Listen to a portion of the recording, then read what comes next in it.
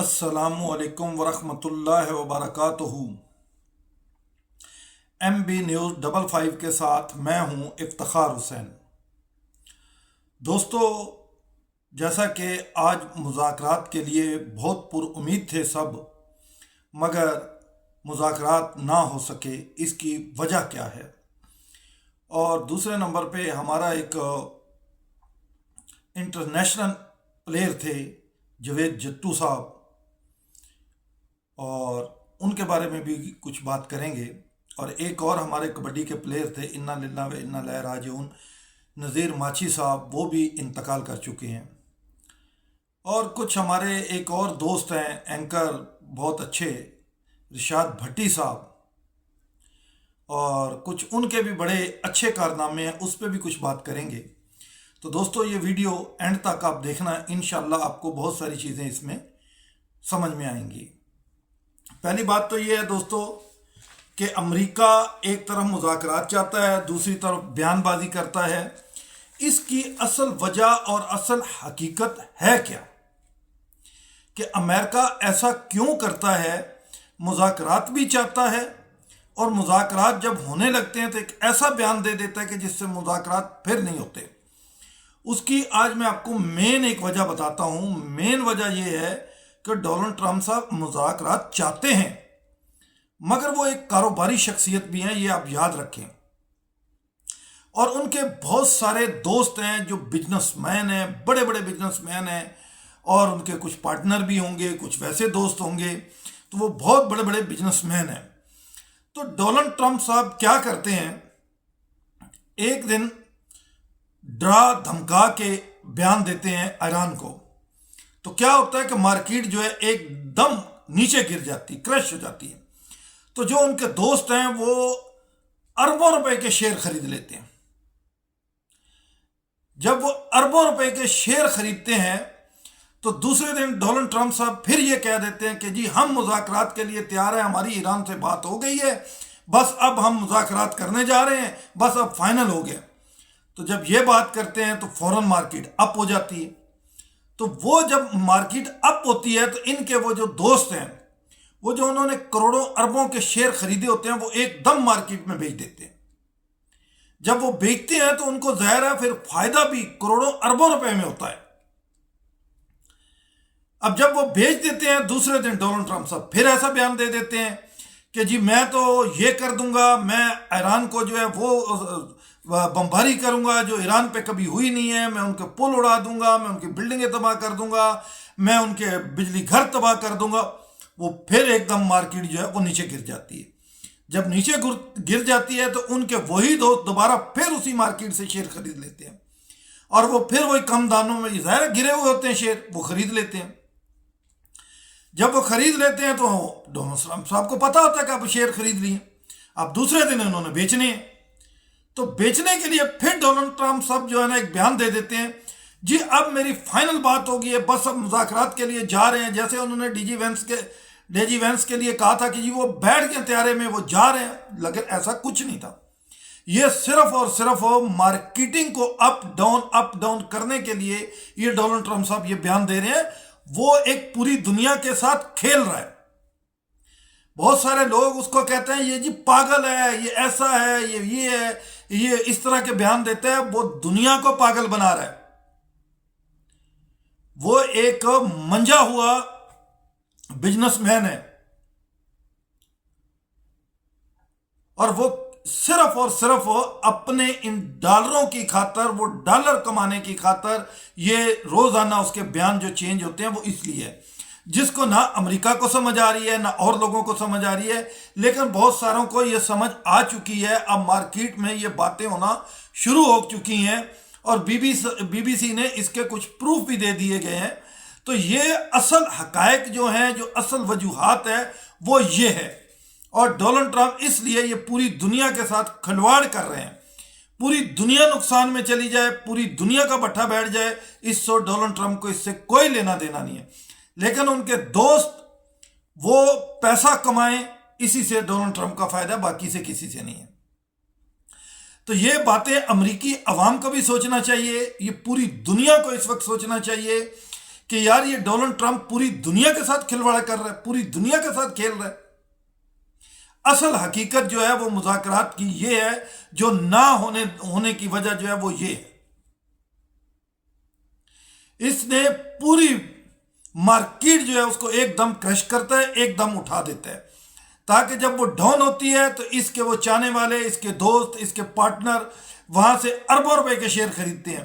دوسرے دن جیسے ہی اپ ہوتی ہے وہ فوراً بیچ دیتے ہیں، تیسرے دن پھر ڈاؤن ہوتی ہے پھر خرید لیتے، چوتھے دن پھر اپ ہوتی ہے پھر بیچ دیتے۔ انہوں نے اس وقت اربوں ڈالر کما رہے ہیں اس سے، اور دنیا سمجھ رہی ہے کہ یار یہ شاید پاگلوں والے بیان دیتا ہے، جھوٹ بولتا ہے، پاگلوں والے بیان ہے۔ یہ صرف اور صرف اس کا بزنس ہے، یہ اپنا بزنس کر رہا ہے، جو ہمیں کسی کو سمجھ میں ہی نہیں آ رہا۔ اصل حقائق ہیں اس کے یہ۔ اب آہستہ آہستہ یہ رپورٹیں ہونا شروع ہو گئی ہیں، اب اس کے مطلب ہے پروف بھی آنا شروع ہو گئے ہیں، تو اب دیکھنا مذاکرات بھی بہت جلد ہو جائیں گے، کیونکہ اب یہ سیریس ہو کے مذاکرات کرے گا۔ اس کو پتہ ہے کہ میں مزید اور اگر یہ کھیل جاری رکھا تو یار اس میں جو ہے نا میں بالکل اوپن ہو جاؤں گا۔ تو یہ اب آپ امید رکھیں، یہ انشاءاللہ بہت جلد مذاکرات ہو جائیں گے، اور یہ ساری ایران کی باتیں مانے گا، کیونکہ ایران نہیں جنگ ہارا ہوا، جنگ امریکہ ہارا ہوا ہے۔ تو یہ ایسے باتیں کرتا ہے کہ ایران یہ بھی مان لے وہ بھی مان لے، جیسے ایران جو ہے نا جنگ ہاری ہوئی ہے۔ جہاں ایران نے جنگ نہیں ہاری، امریکہ نے جنگ ہاری ہے۔ اصل میں ان جتنے بھی امریکن صدر ہیں، ان کے ایک ٹیکٹ ہے کہ پوری دنیا کے اوپر جو ہے اس طرح کے بیان بازی سے بھرم دیا جائے، بیان بازی سے ان پہ دباؤ ڈالا جائے۔ تو یہ اسی طرح کرتے آتے ہیں، اور یہ ہر ملک کے ساتھ اسی طرح کرتے ہیں، لیکن یہ پہلی بار ایک ایسے ملک کے ساتھ ان کا واسطہ پڑ گیا ہے جو ملک ان کے کسی بھی دھمکی میں نہیں آتا، اور وہ ان کی گولی کی زبان ان کو گولی کی زبان سے سمجھاتا ہے۔ یہ پہلی بار تو ایک برابر کے ملک سے انہوں نے ٹکر لی ہے۔ حالانکہ دیکھا جائے تو یہ اسلحے کے لحاظ سے، طاقت کے لحاظ سے بہت کمزور ہے ایران ان سے، مگر ہمت اور جرأت کے لحاظ سے امریکہ سے کئی گنا یہ زیادہ ہے ایران۔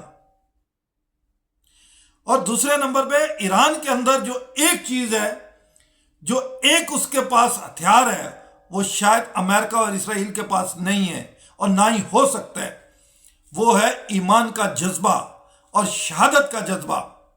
یہ ایران کے اندر ہے، امریکہ میں نہیں ہے۔ اور دوسرے وہ حضرت امام حسین کے ماننے والے ہیں، حضرت امام حسین کے نقشے قدم پہ چلنے والے ہیں۔ تو جو امام علی مقام کے نقشے پہ چلنے والا ہو وہ کبھی کسی کے آگے جھکتا نہیں ہے۔ یہ تو حضرت امام حسین نے پوری دنیا کو بتایا تھا کہ حسین جو ہے وہ حق کا نام ہے اور سچ کا نام ہے۔ حسین کسی کے آگے جھکتا نہیں ہے، وہ نواسہ رسول ہے، اور نواسہ رسول کبھی کسی کے آگے نہیں جھک سکتا۔ تو آج یہ اسی حضرت امام، یہ لوگ جو ہیں وہی حضرت امام حسین کی اسی سنت پہ عمل کر رہے ہیں، اور امریکہ کیا، امریکہ کا باپ بھی ان کو نہیں جھکا سکتا۔ اور یہ ہے اصل ان کی کہانی امریکہ کی، جو مذاکرات میں ادھر ادھر کلا بازیاں مار رہے ہیں، وہ اصل کہانی یہ ہے۔ اور اب جب یہ رپورٹنگ ہونا شروع ہو گئی ہے، اب آہستہ آہستہ آپ دیکھنا کچھ دنوں کے بعد یہ سر عام باتیں آ جائیں گی، اور پھر امریکہ جو ہے ان چیزوں سے پیچھے ہٹے گا، اور امریکہ مذاکرات پہ بھی آ جائے گا۔ اور دوسرا دوستو، جیسے ہمارے ملک کے ایک نامور کبڈی کے پلیئر تھے جاوید جٹو صاحب، ان بیچاروں کو کوئی ایسی بیماری لگ گئی ہے کہ ان بیچاروں کا پیشاب جو ہے وہ بند ہو گیا، پیٹ میں شدید درد ہو گئی، اور ڈاکٹروں نے بھی ان کی رپورٹیں کی، لیکن اس میں سے کچھ نہیں نکل رہا۔ آخر میں یہی آ رہا ہے کہ ان کے اوپر کالا علم ہو گیا ہے۔ تو سب دوستوں سے دعا ہے کہ اپیل ہے کہ ان کے لیے دعا کرو کہ اللہ تعالیٰ ایک ایسے پلیئر کو دوبارہ صحت اور تندرستی دے، تاکہ وہ دوبارہ گراؤنڈ کے اندر پھر آ کے لوگوں کو اپنا کرتب دکھائیں۔ اور وہ بہت اچھے پلیئر ہیں پاکستان کے، اور انٹرنیشنل پلیئر ہیں، اور ہمیں سب کو چاہیے کہ ہم ان کے لیے دعا گو ہوں اور ان کے لیے دعا کرنی چاہیے۔ اور ایک افسوسناک خبر یہ ہے کہ نذیرہ ماچھی جو مطلب ہے کبڈی کا ایک بہت بڑا پلیئر تھا، ایک بہت بڑا نام تھا، انا للہ و انا الیہ راجعون، وہ بیچارہ بھی اب اس دنیا میں نہیں رہا۔ تو ہم سب کو چاہیے کہ اس کے لیے بھی دعائیں مفرت کرنی چاہیے۔ اور باقی دوستو انشاءاللہ ہم پر امید ہیں کہ یہاں مذاکرات ہوں گے اور اسی پاکستان کے اندر ہوں گے۔ اور اب ڈونلڈ ٹرمپ صاحب یہ کہہ رہے ہیں کہ جی میں وہ شہباز شریف صاحب کی وجہ سے اور عاصم منیر صاحب کی وجہ سے انہوں نے مجھے کہا ہے کہ آپ جو ہے ایران پہ حملہ نہیں کرنا، فائر نہیں کرنا، تو اس لیے میں ابھی اس پہ حملہ اور فائر نہیں کر رہا۔ چلیں جی، یہ بھی اچھی بات ہے کہ آپ نے ایک پاکستانی وزیر اعظم کے کہنے پہ اور ایک پاکستانی چیف مارشل سید عاصم منیر کے کہنے پہ اگر آپ نے یہ قدم اٹھایا ہے تو یہ نہایت ہی مفید اور اچھا قدم ہے، اور ہم دعا کرتے ہیں کہ آپ اس پہ قائم رہیں، اور آپ کو قائم رہنا بھی چاہیے اس کے اوپر۔ تو آپ اس کے اوپر جو ہے وہ بالکل قائم رہیں۔ اور باقی تمام دوستوں سے اپیل ہے کہ دعا کریں کہ اللہ تعالیٰ ہمارے ملک کے اندر جتنی بھی مشکلیں ہیں ان کو آسان کرے۔ اور ایران کے باقر کالیباف جو ہیں انہوں نے یہ ایک بیان دیا ہے، انہوں نے کہا کہ میری اگر شہادت بھی ہو جائے، مطلب ان کے کہنے کا مقصد یہ ہے کہ اگر میری شہادت بھی ہو جائے مجھے اس کا ڈر نہیں ہے، میری خواہش ہے کہ بے شک میری شہادت ہو جائے مگر ایران کبھی سلنڈر نہیں کرے گا، اور میری شہادت کے بعد بھی ایران ان کے ساتھ اسی طرح لڑتا رہے گا اور ان کو انشاءاللہ ایک دن شکست دے گا۔ اب جن لوگوں کے ساتھ آپ کے مذاکرات تھے اب وہ یہ کہہ رہے ہیں کہ ہمیں اپنی شہادت کی کوئی پرواہ نہیں ہے، ہم شہادت کو گلے لگانے کے لیے تیار ہیں۔ میں نے کہا نا یہ سب حسینی ہیں، اور حسینی کبھی کسی کے آگے نہیں جھکتا، یہ حضرت امام حسین کے غلام ہیں سب، یہ کسی اور کے آگے کبھی نہیں سلنڈر کریں گے۔ اور یہ پوری دنیا کو پتہ چل جانا چاہیے کہ جو نبی کریم صلی اللہ علیہ وسلم کے غلام ہیں، ان کی آل بیت کے جو غلام ہیں، وہ کبھی اور کسی کے سامنے نہیں کسی کی غلامی قبول کریں گے۔ اور دوسرے نمبر پہ دوستو یہ آج میاں محمد نواز شریف صاحب نے بھی ایک بات کہی ہے کہ 15 سال سے کے پی میں ایک حکومت ہے، اس نے کیا کیا۔ دیکھو ان کا سوال تو بالکل رائٹ ہے اور جینین سوال ہے کہ واقعی آپ نظر دہرائیں کہ 15 سال کے اندر کے پی میں ایک ہی حکومت ہے، تو اس نے کون سا ایسا منصوبہ لگایا ہے کہ جو عوام کو وہ دکھا سکیں کہ ہم نے یہ بہت بڑا ایک منصوبہ لگایا ہے۔ تو نواز شریف یہ بات جو کہہ رہے ہیں ان کی بات صحیح ہے، اس میں کسی کو کوئی شک نہیں ہے، اور واقعی ان کے پاس کوئی ایسا چیز نہیں ہے کہ جو پیش کر سکیں کہ دیکھیں میاں صاحب ہم نے یہ منصوبہ لگایا، مگر ایسا کچھ نہیں ہے۔ یہ افسوس ہے، یہ اس حکومت کو آج سوچنا چاہیے کے پی کو کہ یار ہمارے اوپر ایک سوالیہ نشان ہے کہ ہم نے 15 سال میں کوئی کام نہیں کیا، اور میری ان سے یہی اپیل ہے کہ یار آپ کے پی میں کوئی ایسے کام کرو کل کو آپ کسی کو دکھا سکو کہ ہاں ہم نے یہ کام کیا ہے۔ کم سے کم آپ اپنے اسپتالوں کی حالت جو ہے اس کو ٹھیک کر لو کہ وہاں کے لوگ جو ہیں وہ لاہور نہ آئے علاج کرانے کے لیے، اتنے اچھے ہاسپٹل ہوں کہ وہ پشاور کے اندر ہی علاج کرائیں، ایبٹ آباد میں کرائیں، پشاور میں کرائیں، منسیرہ میں کرائیں، مردان میں کرائیں، ہر جگہ پہ ایسے ہاسپٹل ہوں کہ ان لوگوں کو لاہور نہ آنا پڑے۔ اکثر میں انٹرویو سن رہا ہوتا ہوں، جی کہاں سے آئے؟ مردان سے آیا ہوں۔ کہاں سے آئے ہو؟ منسیرے سے آیا ہوں۔ کہاں سے آئے ہو؟ ایبٹ آباد سے آیا ہوں۔ کہاں سے آئے ہو؟ پشاور سے آیا ہوں۔ وہ لاہور کے ہاسپٹلوں میں آ کے علاج کرا رہے ہیں، یہ ان کا حق ہے۔ پورے پاکستان میں کہیں بھی کوئی ہاسپٹل ہے، کسی بھی صوبے کا شخص ہے، وہ وہاں جا کے علاج کرا سکتے ہیں، لیکن یہ ایک گورنمنٹ پہ سوالیہ نشان ہے ये अफरीदी साहब आप सोचो, ये आप पे भी एक सवालिया निशान है। और मैं कहता हूं कि जिस तरह पंजाब गवर्नमेंट काम कर रही है, जिस तरह पंजाब गवर्नमेंट ने ट्रांसपोर्ट की सहूलत दी है, हॉस्पिटल की सहूलतें दी हैं और बहुत सारी सहूलतें दी हैं, तमाम सूबों से अपील है कि यार खुदा के लिए आप भी आवाम को वही सहूलतें दो जो पंजाब गवर्नमेंट आवाम को सहूलतें दे रही है। क्या आप लोगों को फंड नहीं मिलते? अगर आप बाकी सूबों को फंड नहीं मिलते तो आपको चाहिए कि आप तीनों चारों सूबे इकट्ठे होके एक प्रेस कॉन्फ्रेंस करें कि जी हमें फंड नहीं मिलते इसलिए हम आवाम की खिदमत नहीं कर सकते। और अगर आप प्रेस कॉन्फ्रेंस नहीं करते तो इसका मकसद ये है कि आप लोगों को प्रॉपर फंड मिलता है, आप खा जाते हो, आप लगाते नहीं हो, फिर इसका मकसद तो यही है। और सिंध गवर्नमेंट जो है उसने अभी कुछ काम शुरू किए हैं, काफ़ी सारे रोड शुरू किए हुए हैं, कुछ पुल बन रहे हैं। तो हमारी दुआ है कि अल्लाह ताला सिंध गवर्नमेंट को और काम करने की हिम्मत और तौफीक दे और इस कराची के अंदर खास करके जो रोडों के बुरे हालात हैं इसको कम से कम ठीक कर दें। हम तो इनसे अपील ही कर सकते हैं, सबसे अपील कर सकते हैं, तमाम सूबों से अपील है कि यार गरीब आवाम के लिए खुदा के लिए कुछ ना कुछ करो। गरीब आवाम जो है वो बेचारी बड़ी मजबूर है, बड़ी लाचार है। आप लोगों को शायद इन चीज़ों का अंदाज़ा नहीं है क्योंकि आप बड़ी बड़ी गाड़ियों में घूमते हो, बड़े बड़े घरों में रहते हो, बड़े बड़े ऑफिसों में आप बैठते हो। आप लोगों को शायद उन गरीब लोगों का एहसास नहीं है जो लोग गरीब बेचारे एक वक्त की रोटी से तंग हैं, मजबूर हैं। और फिर इसके बाद ये भी हशर होता है, कहीं पुलिस ज्यादती कर रही है, कहीं कोई और इदारा गरीबों के साथ ज्यादती कर रहा है।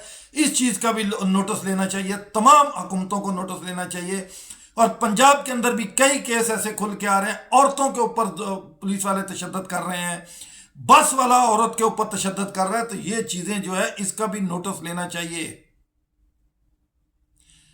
हर हुकूमत से हमारी अपील है, चाहे वो सिंध की है, बलूचिस्तान की है, खैबर पख्तूनख्वा की है, पंजाब की है, गलगित की है, कश्मीर की है, सबसे अपील है कि यार खुदा का वास्ता है, अगर आप वाकई सच्चे पाकिस्तानी हो और अपने आप को मुहब्बे वतन कहते हो तो फिर इस अवाम की खिदमत करो।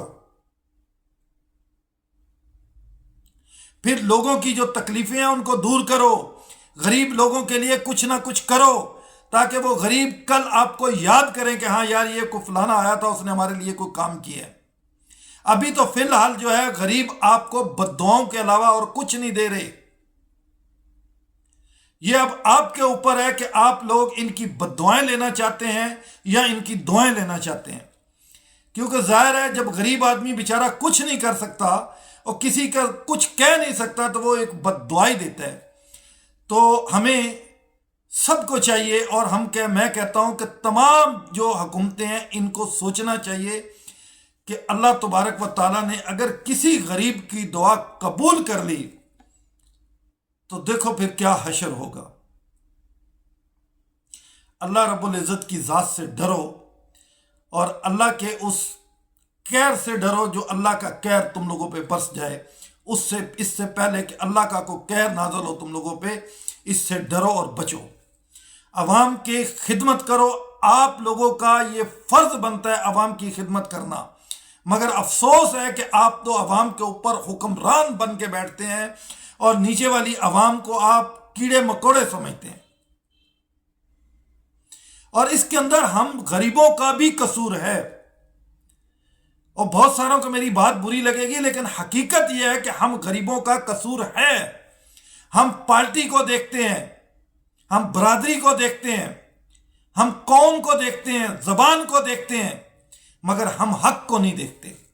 ये हमारे गरीबों का भी कसूर है कि हमें अपने वोट की खातिर, वोट के साथ हमारा जवाब है हमारे वोट। जब ये लोग हमारे से वोट लेने आए तो हमें सोचना चाहिए और समझना चाहिए कि कौन शख्स है जो हमारे लिए कुछ करता है और कौन है जो खाली हमें नारे देता है या खाली हमें ट्रक की बत्ती के पीछे लगा के रखता है। तो मेरे दोस्तों इसमें हमारा भी कसूर है, हुक्मरानों का तो है ही है, हमारा भी कसूर है।